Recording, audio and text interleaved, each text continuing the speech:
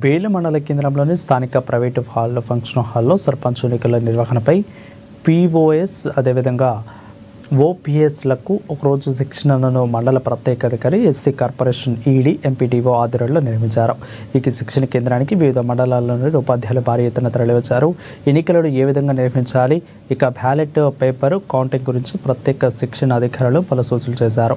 రెండో విడత ఎన్నికలు విధులు బాధ్యతలను తెలియజేస్తున్నట్లు ప్రత్యేక అధికారి మనోహర్ రావు తెలిపారు. ఈ నెల 13వ తేదీన ఎంపీడీఓ కార్యాలయంలోని డిస్ట్రిబ్యూషన్ సెంటర్లో రిటర్నింగ్ అధికారిని అలాట్మెంట్ చేసి ఎన్నికల సామగ్రిని అందజేయనున్నట్లు పేర్కొన్నారు.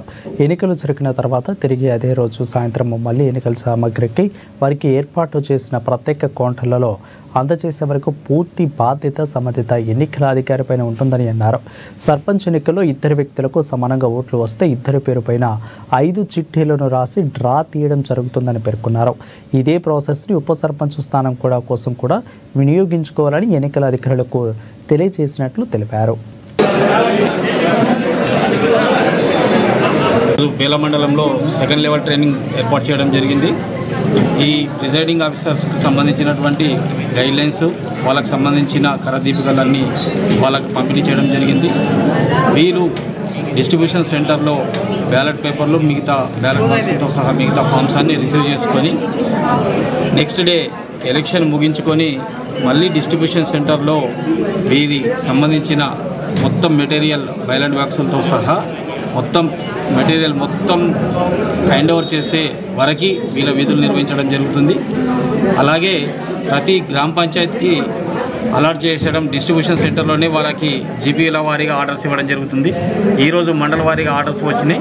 ఈ మండల వారీ వాళ్ళందరూ రేపు 13వ తారీఖున మన డిస్ట్రిబ్యూషన్ సెంటర్లో ఏర్పాటు చేసినటువంటి కౌంటర్లలో సిగ్నేచర్ చేసిన తర్వాత వారికి జీపీ అలాట్ చేయడం జరుగుతుంది.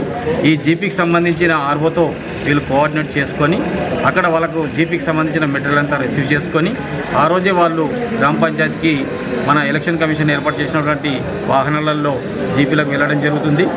అక్కడ వారి ఏర్పాట్లన్నీ చేసుకొని నెక్స్ట్ డే ఎలక్షన్ నిర్వహించి అక్కడే ఉప సర్పంచ్ ఎన్నిక కూడా నిర్వహించి రిజల్ట్స్ని డిక్లేర్ చేసి దానికి సంబంధించిన డాక్యుమెంట్స్, ఫామ్స్ అన్నీ మళ్ళీ తీసుకొచ్చి డిస్ట్రిబ్యూటర్ సెంటర్లో హ్యాండ్ ఓవర్ చేసి వాళ్ళ విధులు ముగించవలసిందిగా అందరికీ తెలియజేయడం జరిగింది. దీనికి సంబంధించిన డీటెయిల్స్ మొత్తం మన మాస్టర్ ట్రైనర్ ద్వారా వాళ్ళకి వివరించడం జరిగింది. వీరు రేపు మనకు 13వ తారీఖున మన డిస్ట్రిబ్యూషన్ సెంటర్లో రిపోర్ట్ చేయవలసి ఉంటుంది. ఎన్నికల్లో ఓట్లు గిన ఇద్దరికి ఈక్వల్గా వస్తే ఒక్కొక్కరి పేరు మీద 5 చిట్టీలు రాసి వాటికి సంబంధించిన ఒక బాక్స్లో వేసి అక్కడ ఉన్న ఆర్ఓ ఒక చిట్టీని తీసి అందులో ఎవరి పేరైతే వస్తుందో వాళ్ళనే విజేతగా ఎంపిక చేయడం జరుగుతుంది. ఉప సర్పంచ్ ఎన్నికలో కూడా ఈక్వల్గా ఓటింగ్ వస్తే ఉదాహరణకి 8 మంది వార్డు మెంబర్లు ఒక సర్పంచ్ ఉన్నప్పుడు ఇద్దరికి 4 వచ్చి డ్రాగా వచ్చినప్పుడు ఆ అట్టి పరిస్థితులలో కూడా ఒకరి పేరు మీద 5 చిట్టీలు రాసి డ్రాలో వేసి ఒక చిట్టీని తీసి ఆ చిట్టీలో ఎవరి పేరైతే వస్తుందో వాళ్ళని ఎంపిక చేసి వాళ్ళని డిక్లేర్ చేయడం జరుగుతుంది.